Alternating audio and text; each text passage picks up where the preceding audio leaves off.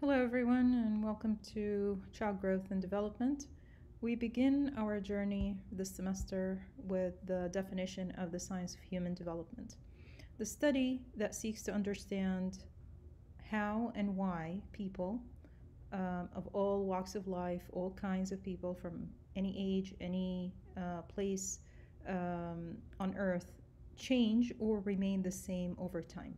So, in other words, what are the universalities that can apply to all human beings in order for them to all develop to the full extent? And what are the specifics that make one human being different than another, that makes you different than your own sibling?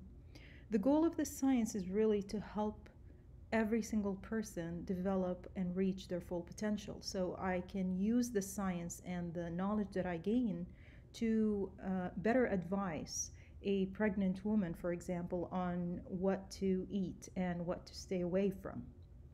I can advise a parent on what to use as far as discipline methods to help correct a behavior of their child and what actions they should perhaps stay away from because later on in life they might have a negative effect on their development.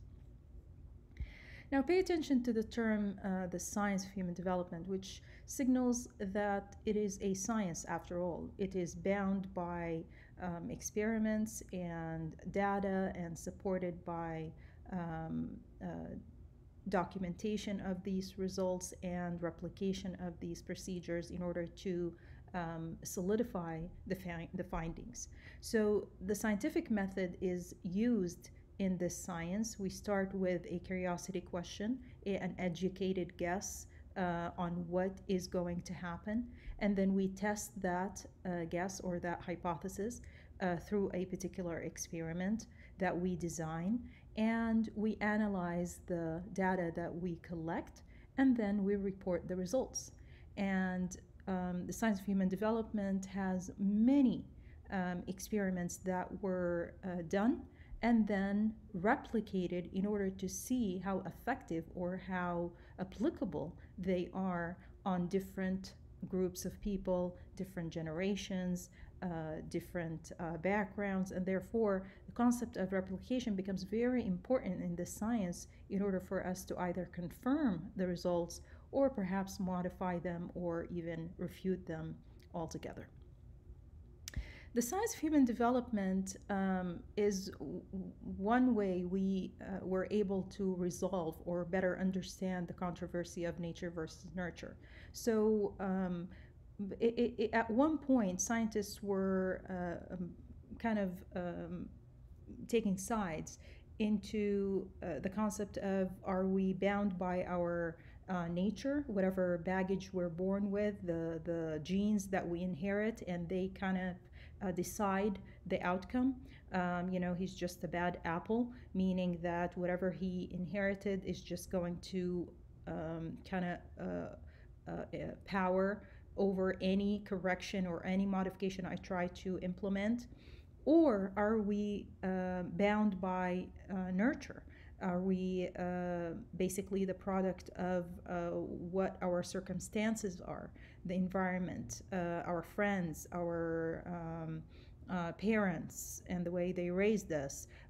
Which one, which side are you on?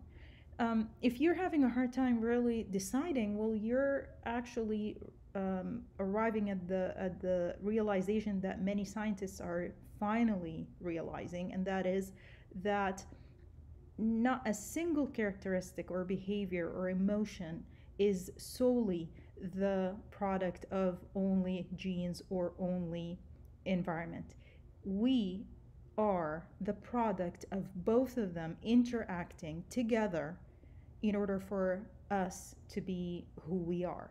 So each and every one of us is a combination of the two working together. We're born with a preset of genes that we inherit, and that is going to interact with our environment and how our household, our community, our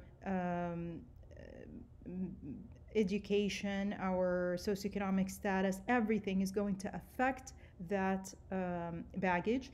And then the product is who we are and why you are different than me, than the next person.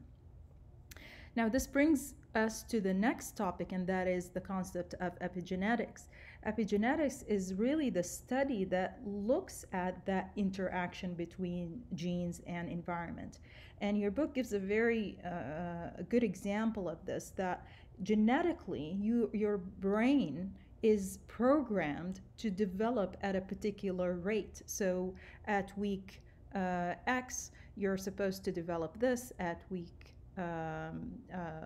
Y, you're supposed to develop this, and so forth.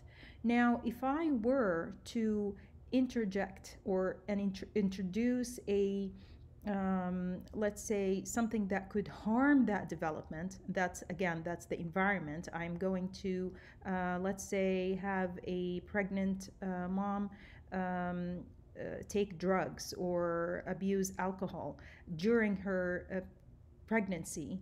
Now I have altered that pathway of development. So now I'm introducing environmental factors that could affect the expression of that genetic pathway. That development now is not going to happen the way it was supposed to happen.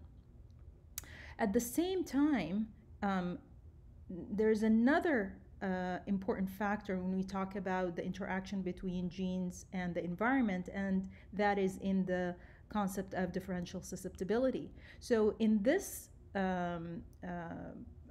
view, it's important to know that people differ in how sensitive they are to the environment. So over here we said that the genetic expression is going to go straight on a path, and then I can interfere and obstruct that path. So here's the interaction between environment and expression. In differential susceptibility, I'm going to say that I am born with a particular susceptibility to certain environmental factors. So both of us, let's say me and my sister, are born with a particular genetic makeup that makes me more prone to develop, let's say, heart disease than her. That is because of a particular set of inherited genes that I have gotten and she did not. So the environment at this point is going to aid that sensitivity, and let's say I'm going to watch my diet and take care of myself and exercise so that I do not develop that disease. Whereas my sister could eat all she wants, she could not necessarily exercise on a regular basis and be protected by that part of her genetic makeup that did not inherit that gene and made her kind of safe from that side. So every single person is born with a particular vulnerability, if you may, to certain outcomes of their environment. And that's what makes you, you, and makes me, me.